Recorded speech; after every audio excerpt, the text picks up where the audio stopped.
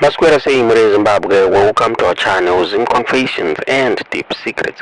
Kana kari kuchanga ukuya panene channel, please don't forget to subscribe. Kana uchungwa garoka subscriber. Don't forget to comment and share this video. Nas Zimbabwe, tabigira nyea buditswa na Vice President Constantino Chiwenga avabuda vachitaura pamusoro pe inclusive government inema rumors ari kufambiswa ushinzi bato re-CCC vari kupusha for talks kuti paitwe an inclusive government. Vice President Constantino Chiwenga vataura vachiti stop daydreaming, hakuna inclusive government iri kuitwa ZNU PF yakawina my elections, so haina ma plans any inclusive government. Since right now the president is focusing on production and productivity yenyika muri Zimbabwe.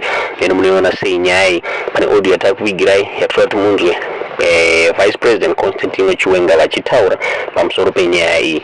Audio imotodaza muri kufunga pamusoro penyaya iyi mu comment section. I urge us all to forget about some divisive opposition parties who continue to daydream about an inclusive government. That will not happen here.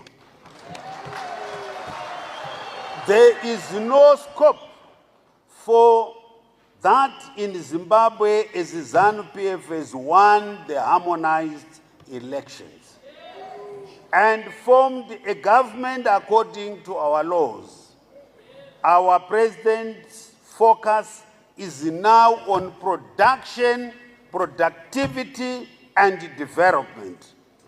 Therefore, we do not want independent candidates from ZNU PF, as that goes against the good order and discipline of our revolutionary party, I urge